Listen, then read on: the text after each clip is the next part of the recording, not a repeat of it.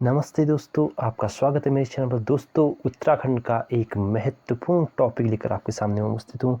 दोस्तों, यह टॉपिक है उत्तराखंड की जनजाति संबंधित। दोस्तों, इस टॉपिक से लगभग हर परीक्षा में 4 से 5 नंबर का अवश्य आता है। आप पिछले के सारे परीक्षाओं के पेपर उठा के देख लीजिए। तो दोस्तों, स्टार्ट करते हैं। सबसे पहले जनजातियाँ किसे कहते हैं? दोस्तों, जिन भी, अगर साधारण शब्दों में मैं बताने की कोशिश कर रहा हूँ, जिन भी लोगों की संख्या कम होती है और उनके रीति रिवाज, संस्कृति अन्य जो लोगों से अन्य होते हैं, तो उन लोगों को जनजातियों में निर्धारित किया जाता है और अलग जनजाति उनकी समझी जाती है। तो ऐसे ही उत्तराखंड में 5 प्रमुखतः जनजाति पाई जाती है और उन 5 जनजातियों को 1967 में इनको निर्धारित किया गया कि उत्तराखंड में 5 जनजातियां अलग है, जिनके रीति रिवाज, संस्कृति अन्य लोगों से विभिन्न है। तो स्टार्ट करते हैं दोस्तों आज का यह टॉपिक। और जो अगर चैनल में पहली बार आए होंगे तो कृपया चैनल को अवश्य लाइक, शेयर एंड सब्सक्राइब करना। तो सबसे पहली जो जनजाति है उत्तराखंड की, वो है दोस्तों थारू जनजाति। सबसे पहली जनजाति जो है उत्तराखंड की, वो है थारू जनजाति, जो कि सबसे बड़ी जनजाति है और यह उत्तराखंड की सबसे बड़ी जनजाति के साथ साथ कुमाऊं की भी सबसे बड़ी जनजाति है। अगर प्रश्न में 2 प्रकार के प्रश्न पूछे जा सकते हैं कि उत्तराखंड की सबसे बड़ी जनजाति कौन है, तब भी थारू जनजाति आएगा, और कुमाऊं की सबसे बड़ी जनजाति कौन आएगा, तो वो आएगा थारू जनजाति। तो दोस्तों, इससे संबंधित सारे इम्पोर्टेंट फैक्ट है, एक भी ऐसा फैक्ट आपको इससे बाहर नहीं मिलेगा। जो भी फैक्ट इसमें हैं, जो भी इम्पोर्टेंट चीज़ें थारू जनजाति के संबंधित है, वो सारी चीज़ें इस नोट्स में, मेरे शॉर्ट्स नोट्स में कवर किए गए हैं। शॉर्ट तरीके से कवर किए गए हैं, शॉर्ट तरीके से कोशिश की जाएगी आपको समझाने की। बस आपको ज़रूरत है सिर्फ इसमें अपने ध्यान देने की। तो दोस्तों, स्टार्ट करते हैं। थारू जनजाति सबसे अधिक उत्तराखंड में किस ज़िले में पाई जाती है? तो वो है उधम सिंह नगर में। उधम सिंह नगर में थारू जनजाति सबसे अधिक पाई जाती है। ये अपने आप को राणा प्रताप, जो अपने महाराणा प्रताप थे, उनके अपने आप को वंशज मानते हैं। ये उत्पत्ति इनकी राजस्थान से समझ जाती है। किरात वंश का अपने आप को ये समझते हैं। तो दोस्तों, यहीं पर ही बहुत सारे इंपॉर्टेंट तथ्य पहले आ चुके हैं कि सबसे पहले थारू जनजाति जो है सबसे अधिक कहाँ पाई जाती है? तो उधम सिंह नगर में। और अपने आप को किसका वंशज मानते हैं? तो महाराणा प्रताप के। और इनकी उत्पत्ति कहाँ से हुई? राजस्थान से। किरात वंश के इससे संबंधित हैं और अपने आप को इनमें जो है मंगोल प्रजाति के लक्षण पाए जाते हैं। बहुत ही इम्पोर्टेंट है, आपको बस देखना है दोस्तों। इसमें जो है मंगोल प्रजाति के जो है लक्षण पाए जाते हैं। दूसरा, अगला जो इम्पोर्टेंट फैक्ट है, पुरुष व महिलाएं गुद व गुदाते हैं, जिसे हम टैटू कहते हैं। दोस्तों, आजकल आपके बहुत से शरीर में आपको देखते होंगे। इस वाले में ये जो जाति के लोग हैं, ज़्यादातर लोग क्या कहते हैं, अपने हाथों पर गुद व गुदाते हैं। भाषा इनकी मिश्रित है, मतलब मिश्रित समझ सकते हैं आप। हिंदी होगी थारू रिलेटेड, थरवाट रिलेटेड। इनका जो प्रिय भोजन होता है वो होता है चावल और मछली। ये बहुत ही बार पूछा गया है बहुत सारे प्रश्नों में, बहुत सारी परीक्षाओं में, कि इनका प्रिय भोजन क्या है, तो वो है चावल और मछली। और इनको मदिरा को क्या कहते हैं दोस्तों? ये मदिरा को जाड़ कहते हैं। ये सारे ही वेरी वेरी इंपॉर्टेंट फैक्ट है सारे। एक भी फैक्ट आपको छोड़ना है, क्योंकि इस टॉपिक से लगभग 4 से 5 नंबर के प्रश्न लगभग हर परीक्षा में पूछे जाते हैं। और ये इंपॉर्टेंट टॉपिक है, इसलिए मैं सबसे पहले उत्तराखंड रिलेटेड पहला जो टॉपिक था लेके आया है। उसके बाद में ये एमसीक्यू करेंगे हम अगले की वीडियोस में। तो वहाँ देखना आपकी, अगर आपने इस वीडियो को ठीक से समझा होगा, पढ़ा होगा, तो अगला आपके एक भी एमसीक्यू नहीं छूटेगा। दोस्तों, इनकी गोत्र है कुई। देखो दोस्तों, शॉर्ट हैंड नोट्स हैं, तो इसमें मैंने आपको अपने तरीके से दिखाने की कोशिश की है। तो इनकी जो गोत्र है दोस्तों, वो है आपकी कुरी। और उनकी सामाजिक व्यवस्था कैसी है वो देखते हैं दोस्तों। सामाजिक व्यवस्था जो है इनकी जो है मातृसत्तात्मक का अर्थ होता है कि ज़्यादा वर्चस्व किसका होता है, माँ का या पिता का। तो इसमें इस जो थारू जनजाति है, इसमें माता का सर्वोच्च ज़्यादा होता है, इसलिए से मातृसत्तात्मक व्यवस्था कहा जाता है। इनका जो सबसे बड़ा गोत्र है उसे कहा जाता है बड़यावक गोत्र। तो प्रश्न क्या पूछा जाता है, थारू जनजाति के अंदर किस गोत्र को सबसे उच्च माना जाता है? तो है बड़यावक गोत्र। सबसे अधिक अगर जो प्रश्न पूछे गए हैं, तो वो है आपके थारू जनजाति में विवाह संबंधित, तो बहुत ही इम्पोर्टेंट है ये विवाह संबंधित। बदला विवाह इसमें प्रचलित है जहाँ पर बहनों का आदान प्रदान किया जाता है। तो प्रश्न क्या पूछ सकता है, दोनों ही प्रश्न पूछ सकता है। पहला प्रश्न ये पूछा जा सकता है कि बदला विवाह किस जनजाति से संबंधित है, तो आंसर थारू जनजाति से संबंधित है।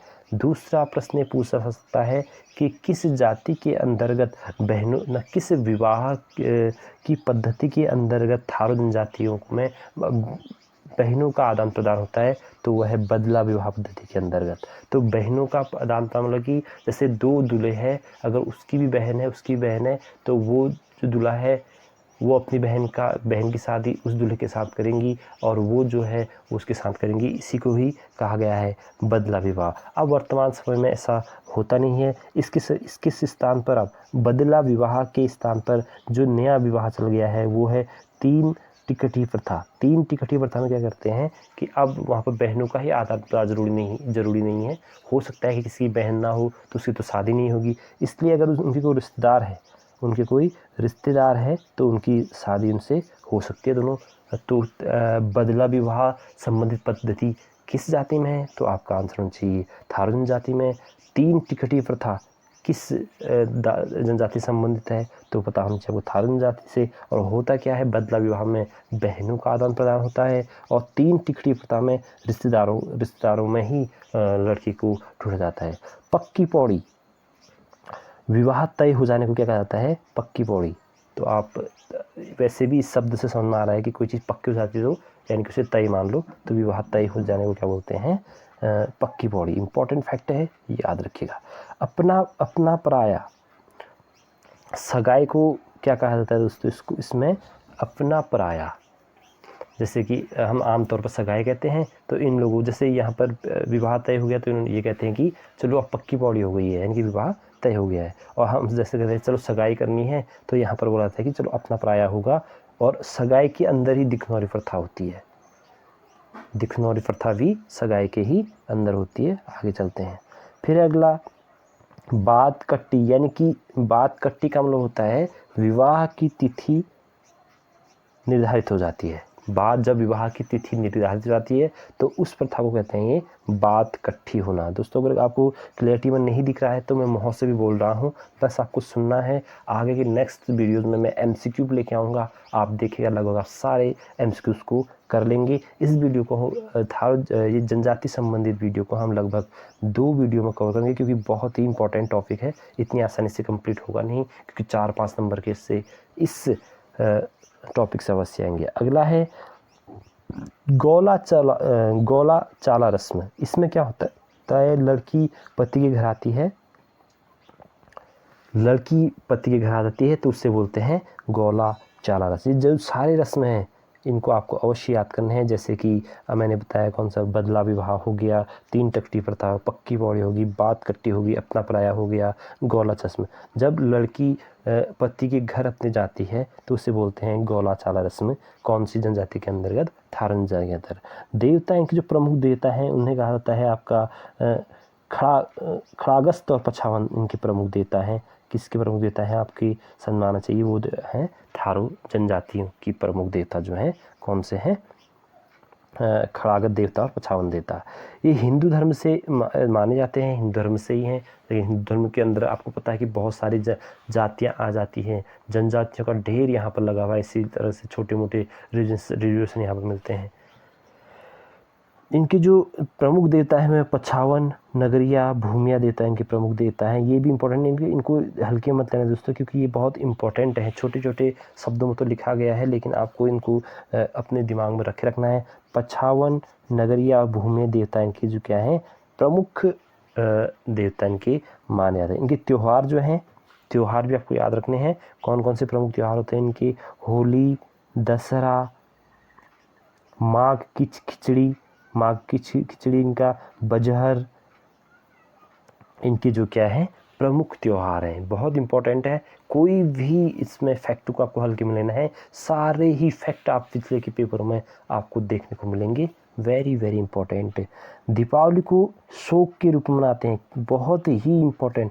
ये लगभग ये वाला जो फैक्ट है आपको कितने ही पेपरों में पीछे देखा जाएगा। प्रश्न क्या है कि कौन सी जनजाति दीपावली को शोक के रूप में मनाई जाती है, तो थारू जनजाति आपको आंसर देना है। या फिर ये प्रश्न इस प्रकार से पूछा जाएगा कि थारू जनजाति किसी त्यौहार को शोक के रूप में मनाती है, तो आप बताना चाहिए दीपावली को शोक के रूप में मनाती है। बहुत ही इंपॉर्टेंट फैक्ट ये सारे हैं। अभी तक आपने अगर ध्यान दिया होगा तो आगे बढ़ते हैं।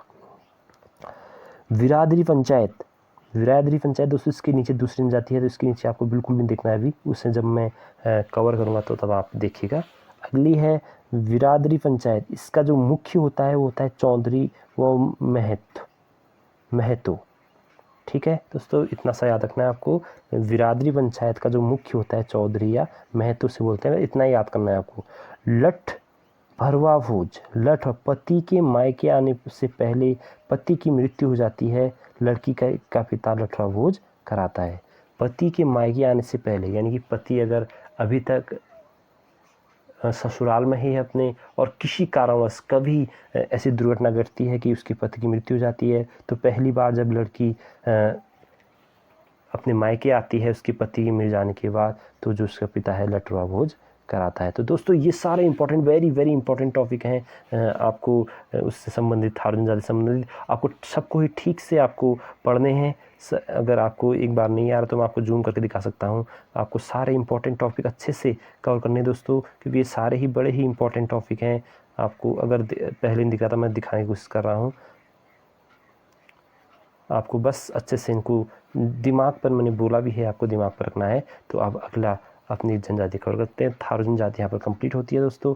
10 मिनट के अंदर अगली नई जनजाति कंप्लीट होगी, तो आपको 20 मिनट की और वीडियो लगभग मिलेगी, और अगले 20 मिनट पर हम अन्य 3 जनजातियों को और देखेंगे। अगली जनजाति है दोस्तों जौनसारी जनजाति। अगर सिर्फ प्रश्न ही पूछेगा कि गढ़वाल की सबसे बड़ी जनजाति कौन है, तो है जौनसारी जनजाति। अगर प्रश्न पूछेगा कि उत्तराखंड की सबसे बड़ी जनजाति कौन है, तो तब उत्तर आएगा थारू जनजाति। कुमाऊं की सबसे बड़ी जनजाति पूछेगा, तब भी उत्तर आएगा आपका थारू जनजाति। तो अब इनके संबंध में हम फैक्ट पढ़ते हैं दोस्तों। जौनसारी, इन्हें इंडो आर्यन कहा जाता है। ये अपने आप को पांडवों का वंशज मानते हैं। अब ये जो हैं फैक्ट हैं, इनको अच्छे तरीके से आपको दिमाग में रखना है कि जो कौन सी जनजाति अपने को पांडव का वंशज मानती है, तो वो है जौनसारी जनजाति। लगभग सबसे ज़्यादा 95% कहाँ निवास करती हैं, देहरादून में। जैसे कि थारू जनजाति लगभग 80 से 90% कहाँ रहती है, उधम सिंह नगर में रहती है, वैसे ही जौनसारी जनजाति सर्वाधिक कहाँ रहती है, देहरादून में।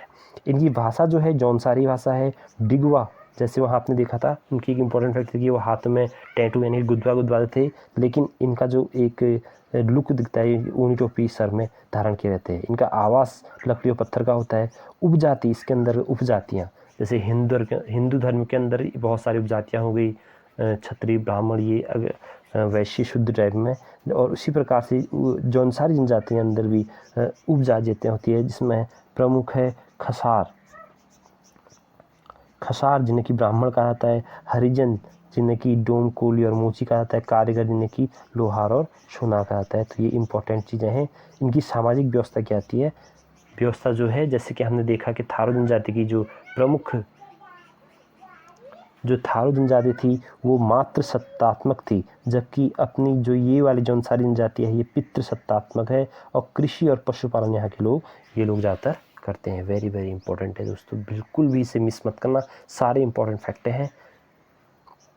अब मैं विवाह प्रथा, ऊपर आपने देखा होगा बदला विवाह प्रथा, पक्की पौड़ी, 3 टिकटी प्रथा, सगाई को जो वहाँ पर आपको बोला जाता है अपना पराया बोला जाता है। तो इसमें भी कुछ विभिन्न प्रकार के हैं, जैसे कि विवाह से पूर्व लड़कियों को क्या कहा जाता है, विवाह से पूर्व लड़कियों को ध्यानती कहा जाता है। ध्यानती इम्पॉर्टेंट फैक्ट है कि विवाह से पूर्व लड़कियों को कहा जाता है ध्यानती, विवाह के उपरांत लड़कियों को कहा जाता है रयांती। तो दोनों इम्पॉर्टेंट हैं। ये प्रश्न हाल ही में पूछा गया था, 2024 के एक प्रश्न पत्र में पूछा गया कि विवाह से पूर्व से लड़कियों क्या जाता है ध्यानती, विवाह के उपरांत लड़कियों क्या जाता है रयांती, याद रखना है। तीसरी जो प्रथाएं जो मैंने कहा इसमें है वो है बेबिकी, बोई दोदकी और पाज दिया। 3 प्रकार की प्रथाओं का इसमें प्रचलन है, बेबिकी, बोई दोदकी और बाज दिया। और इसमें जो प्रमुख आपको सबसे ज़्यादा इम्पोर्टेंट याद करना है, बाज दिया। कन्या पक्ष बारात लेकर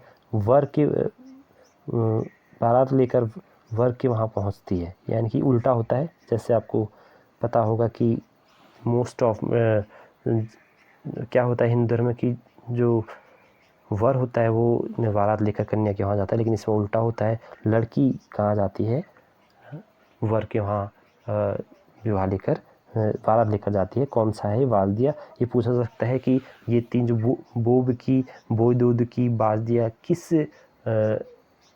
किस जाति से संबंधित प्रथाएं हैं विवाह की? तो आपको याद रखना है जौनसारी संबंधित है। और इसमें सबसे इम्पोर्टेंट कौन सा था? बाज दिया, जिसमें जो दुल्हन होती है वो बारात लेकर कहाँ जाती है? बारात लेकर वर के वहाँ जाती है। तो इसमें दहेज प्रथा, दहेज में गाय दिया जाता है। तो किस जनजाति में दहेज के रूप में गाय को दिया जाता है? तो वो है जौनसारी में, याद रखने योग्य है। हिंदू धर्म, इसमें महासु देवता, हिंदू धर्म के लोग हैं ये भी, क्योंकि ये सारे हिंदू धर्म के अंदर आते हैं जितनी भी उपजातियाँ हैं। तो महासु देवता इनके प्रमुख देवता हैं, जो जिन्हें हम शिव कहते हैं, इन्हें महासु देवता कहते हैं। तीर्थ स्थल इनका हनोल प्रमुख है, हनोल इनका तीर्थ स्थल है। और बहुपति विवाह का प्रचलन है। जैसे कि ये अपने आप को पांडव का वंशज मानते थे। पांडव वंशज में वहाँ पर द्रौपदी ने क्या किया था? अपने पाँच मनुष्यों, जो 5 वर थे, उनसे शादी की थी, और इसलिए इसमें बहुपति विवाह का प्रचलन उनसे ही प्रेरित होकर किया था। मंदिर इनकी लकड़ी का मंत्र बना होता है। तो ये इंपॉर्टेंट फैक्ट है। सारे ही महासुदासी, तीर्थस्थल हनोल, बहुपति विवाह का प्रचलन है किस जाति में? जौनसारी जनजाति में। और मंदिर इनका बना है लकड़ी और पत्थर का। आगे चलते हैं दोस्तों। सारे इंपॉर्टेंट फैक्ट है, सारे ही आपको अच्छे से याद करने हैं। इनके आप प्रमुख मेले देखते हैं। प्रमुख बोले हैं इनकी चौलीथात मेला, आपको यहाँ पर मेला लगता है इनको 3 मई को, केसरी चंद बलिदान दिवस पर। इनके एक प्रमुख केसरी सिंह इनके प्रमुख समाजसेवी थे, उनके बलिदान पर मनाया जाता है। आपका कौन सा मेला मनाया जाता है दोस्तों? वो मेला मनाया जाता है आपका कौन सा? चौलीथात का मेला, जो कि कहाँ लगता है? देहरादून में लगता है। विश्व मेला, जिसे हम बैसाखी मेला कहते हैं, ये उसको किस नाम से जानते हैं? विश्व मेला नाम से जानते हैं। तो याद रखिएगा। चौलीथात मेला कौन मनाता है? जौनसारी जनजाति। विश्व मेला कौन सी जनजाति मनाती है? तो वो है आपकी कौन सी? जौनसारी जनजाति। मछमोड़ मेला, मछली पकड़ने वाला मेला भी लगता है। और जत्रबड़िया 26-27 सालों में लगता है जत्रबड़िया। सारे ही मेले बहुत इंपॉर्टेंट हैं आपको याद करने के लिए। चौलीथात मेला हो गया, 3 मई को लगता है किस के बलिदान दिवस पर। विश्व मेला जिसे हम बैसाखी कहते हैं। मछमोड़ मेला मछलियाँ पकड़ते हैं। और जत्री ब्याड़ मेला जो कि 26-27 सालों में हमें लगता है जौनसारियों में। तो सारे इंपॉर्टेंट फैक्ट हैं, आपको याद रखने हैं।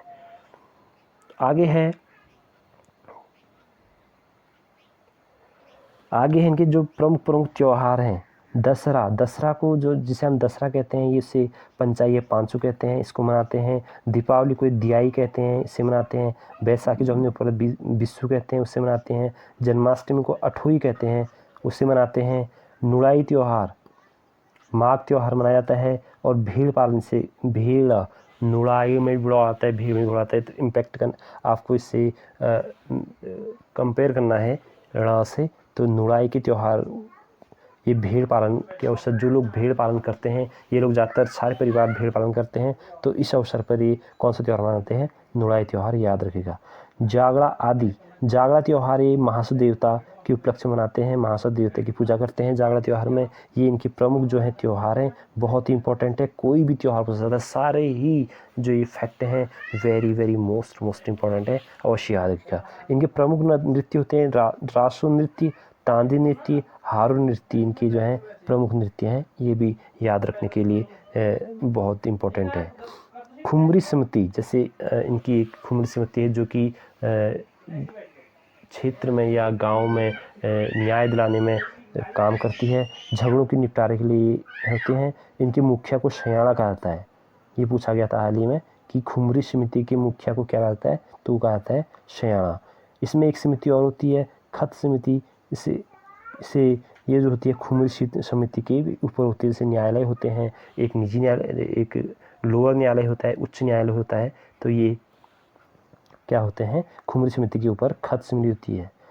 केदार सिंह, अब जो ऊपर जो इम्पोर्टेंट लोग इसमें जिन्होंने महत्वपूर्ण योगदान दिया उनकी कुछ यहाँ पर चर्चा की गई। केदार सिंह जौनसारी प्रथम समाज सेवी केदार सिंह थे। हम इस जनजाति के केदार सिंह को जौनसारी की प्रथम समाज सेवी कहा गया है। दूसरे भाव सिंह चौहान, इन्हें फादर ऑफ जौनसार नाम से जाना जाता है। ये किसके ओलंपिक खिलाड़ी रहे हैं पहले, ये एथलीट्स के।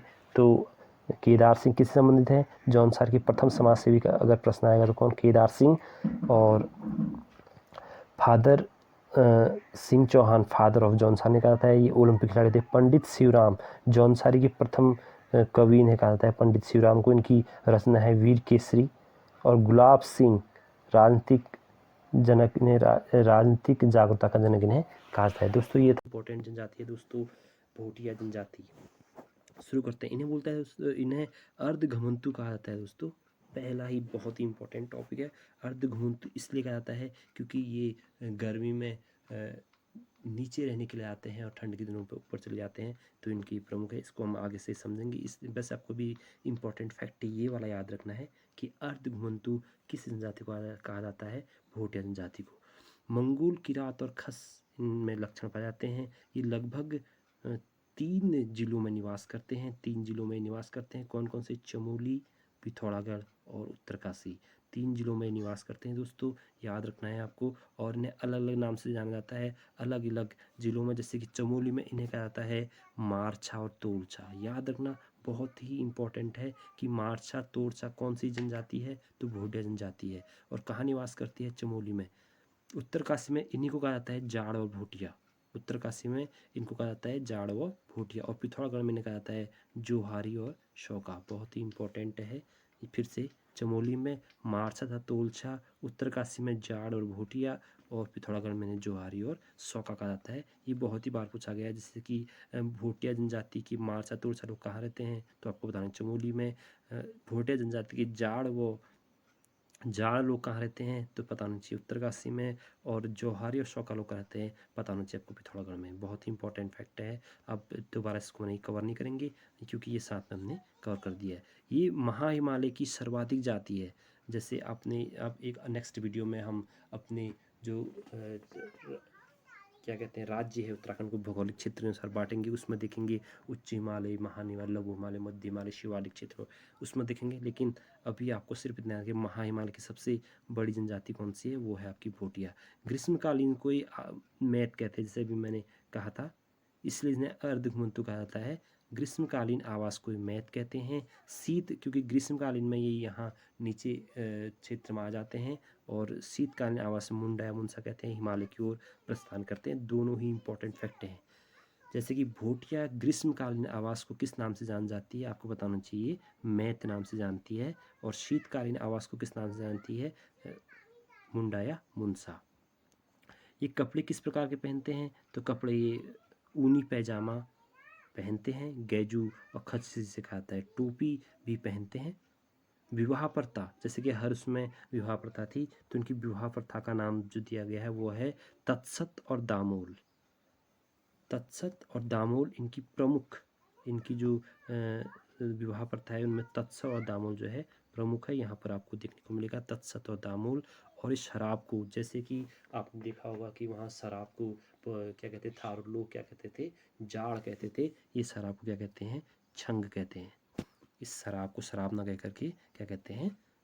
छंग कहते हैं। और ये विवाह प्रथा में कौन सा नृत्य करते हैं? पौड़ा नृत्य करते हैं।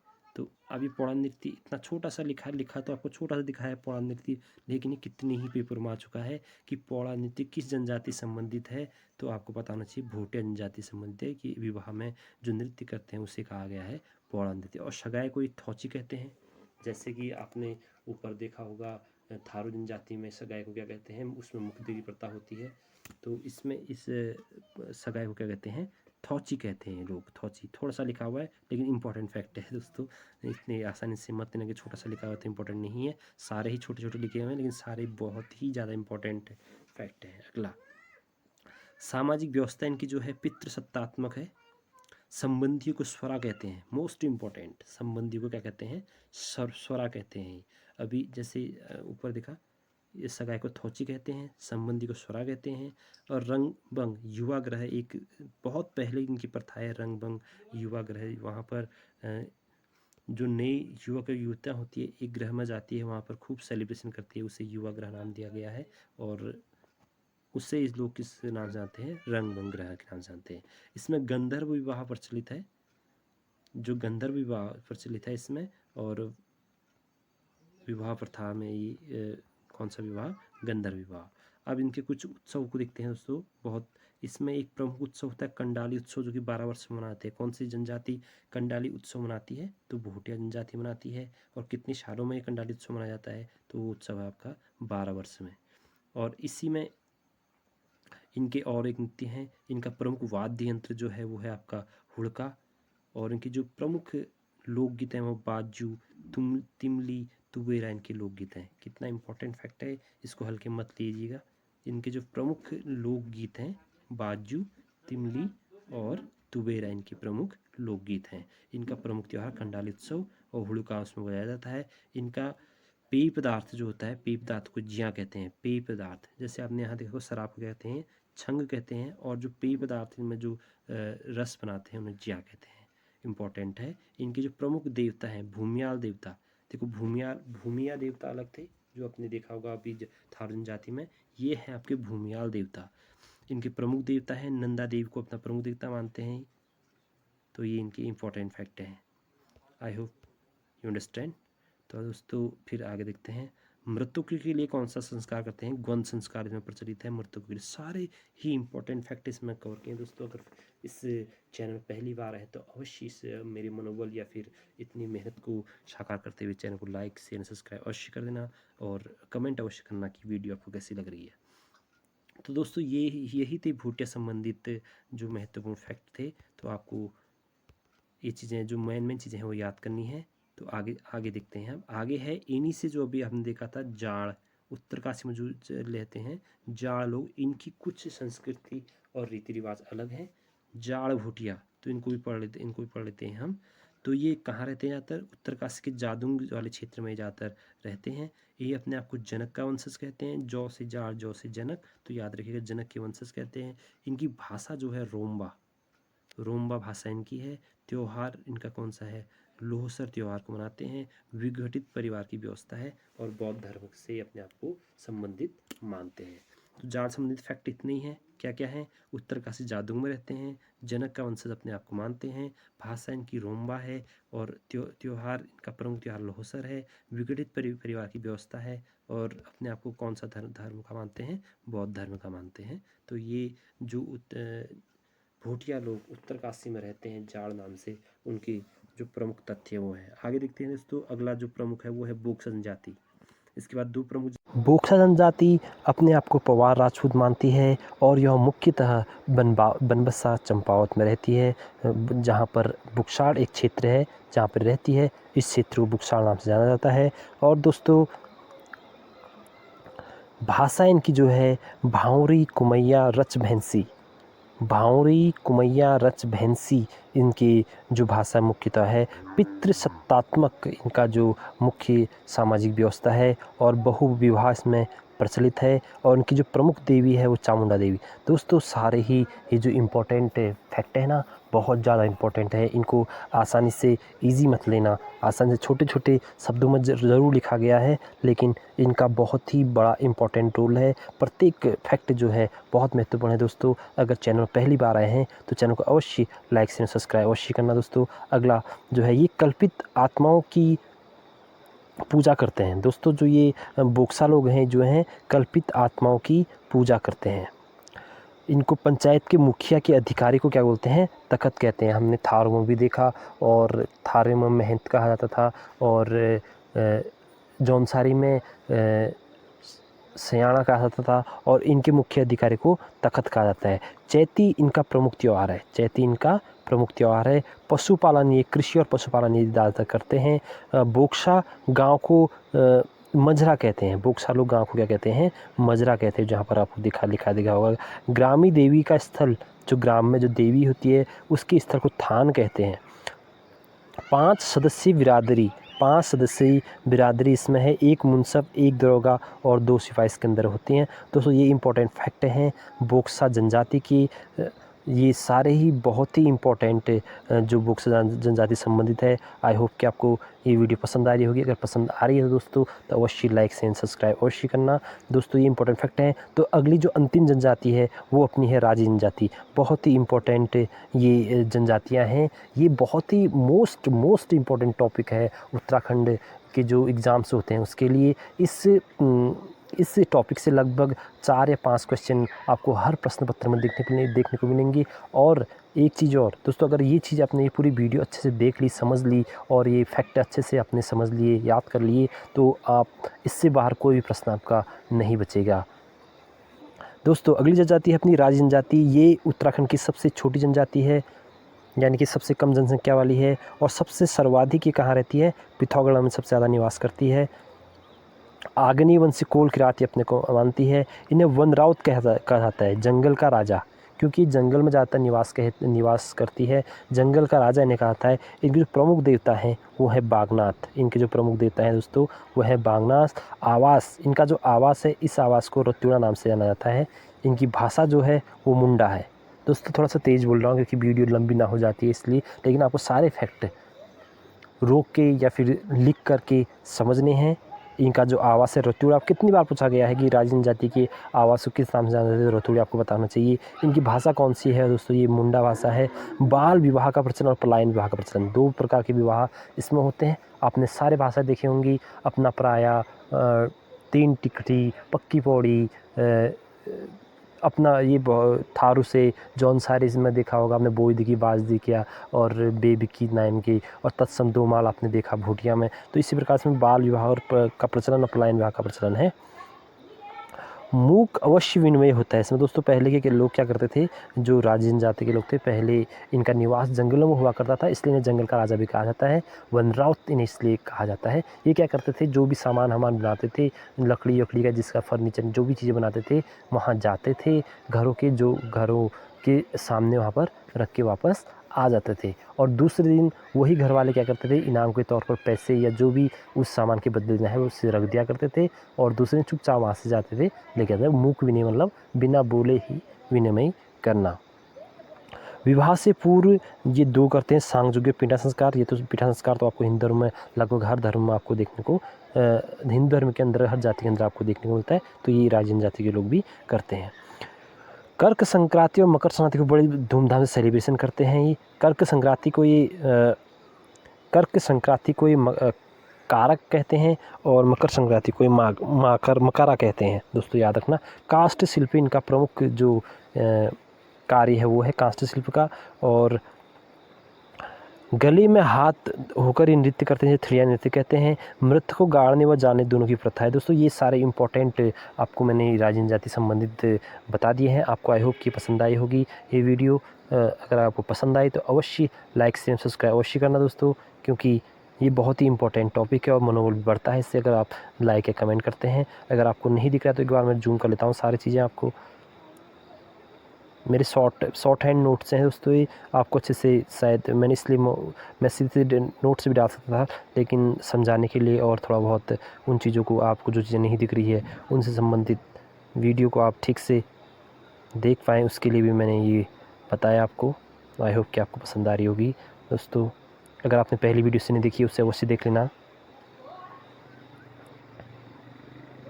बहुत इम्पोर्टेंट टॉपिक है ये फ्रेंड्स। अगर आप उत्तराखंड के तौर तैयारी कर रहे हैं तो बहुत ही इम्पोर्टेंट है ये, तो आपको देखना बहुत ज़्यादा ज़रूरी है कि क्या क्या इसमें इम्पोर्टेंट फैक्ट हैं उत्तराखंड जनजाति संबंधित। तो अब मैं नेक्स्ट वीडियो में आपको इसकी MCQ लेके आऊँगा। आप देखना, लगभग जो सारे इंपॉर्टेंट फैक्ट आपको वहाँ देखने को मिलेंगे और लगभग आप सारी चीज़ें कवर कर लोगे जो मैंने बताया आपको। फिर मिलते हैं नेक्स्ट वीडियो में दोस्तों, तब तक के नमस्कार, फिर मिलेंगे, बाय बाय, टेक केयर। और अगर चैनल पहली बार आए होंगे तो चैनल को लाइक शेयर एंड सब्सक्राइब अवश्य कर देना। Thank you.